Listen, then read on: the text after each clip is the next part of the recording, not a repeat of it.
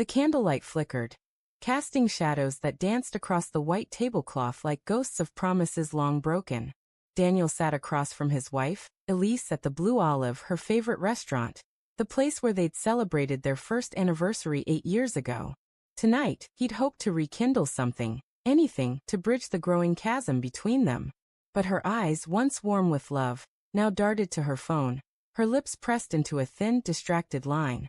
The weight of her indifference pressed against his chest, heavier than the silence that hung between them. Daniel adjusted his tie, the knot suddenly too tight. "You look beautiful tonight," he said, his voice soft, searching for a spark. The navy dress she wore hugged her frame, a reminder of the woman he'd fallen for, the one who used to laugh at his terrible jokes. Elise glanced up, her hazel eyes flat. "Thanks," she muttered, her fingers tapping the screen. No smile. No warmth. Just a word, tossed like a crumb to a starving man. He swallowed the sting and reached for the wine menu, hoping the familiar ritual of choosing a bottle might anchor them. The Blue Olive was their place, after all, dimly lit, with jazz humming softly in the background, the air thick with the scent of roasted garlic and fresh rosemary. Every corner held a memory. The booth where she'd first said, "I love you." The bar where they'd toasted to their new home. Tonight, though, the memories felt like shards of glass underfoot. The waiter arrived, a young man with a practiced smile. "Good evening. Can I start you with something to drink?" Daniel looked at Elise, waiting for her to suggest the Pinot Noir she loved. She didn't look up. "Just water," she said, her tone clipped. "Pinot Noir for the table," Daniel said, forcing a smile. "The one from Napa, please." As the waiter left, Elise sighed, setting her phone down with a deliberate thud. "You didn't have to do that." "Do what?" Daniel asked, though he knew the answer. Every gesture felt like a plea these days, a desperate attempt to hold on to something slipping through his fingers. "Order for me. I'm not in the mood for wine." Her voice was sharp, slicing through the fragile hope he'd carried into the evening. He leaned back, the leather chair creaking under his weight. "Okay. What are you in the mood for, Elise? Because I'm trying here, and it feels like you're somewhere else." Her eyes flicked to his, then away, settling on the flickering candle.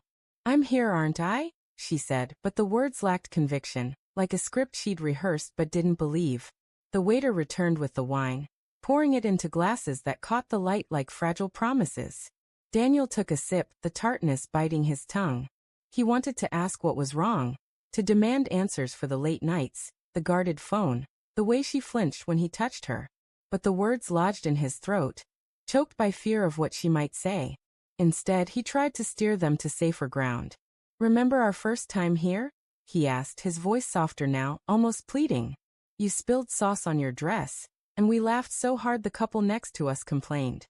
Elise's lips twitched, but it wasn't a smile. "Yeah," she said, her tone distant. "That was a long time ago." The words landed like a punch. A long time ago. 8 years of marriage, 2 miscarriages, countless fights and reconciliations, reduced to a footnote in her voice. Daniel's fingers tightened around his glass, the cold seeping into his skin. The meal arrived, plates of pasta and seared scallops arranged with care.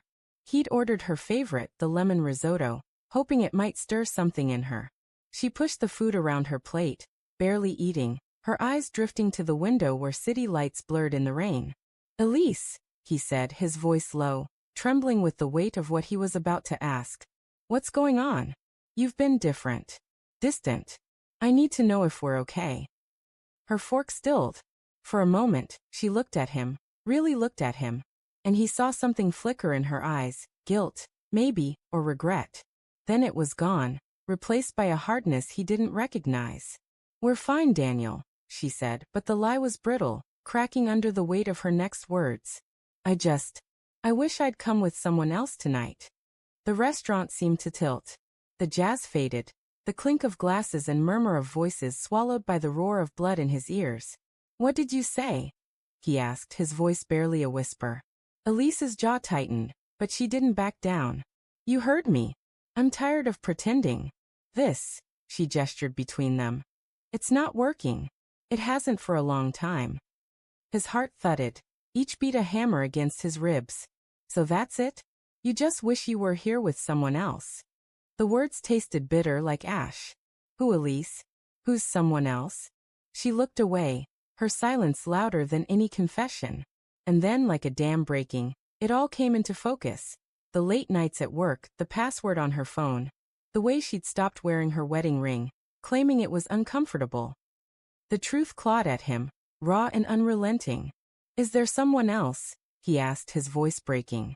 He didn't want to know, but he needed to. The not knowing was worse, a slow poison that had been eating at him for months. Elise's eyes met his, and for the first time that night they held. Yes, she said, the word soft but final, like a door slamming shut. The air left his lungs. He wanted to scream, to demand details. How long? Who? Why? But his body betrayed him, frozen in the plush chair. The restaurant, once a sanctuary, now felt like a stage where their marriage was unraveling for all to see. Who is he? Daniel managed, his voice hoarse. Does it matter? Elise's tone was defiant, but her hands trembled as she reached for her water. It's not about him. It's about us. We've been broken for years, Daniel.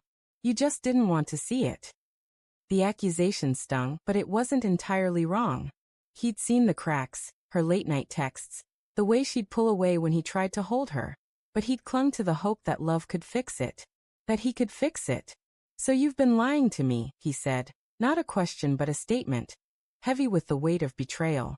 How long? She hesitated, her fingers twisting the napkin in her lap.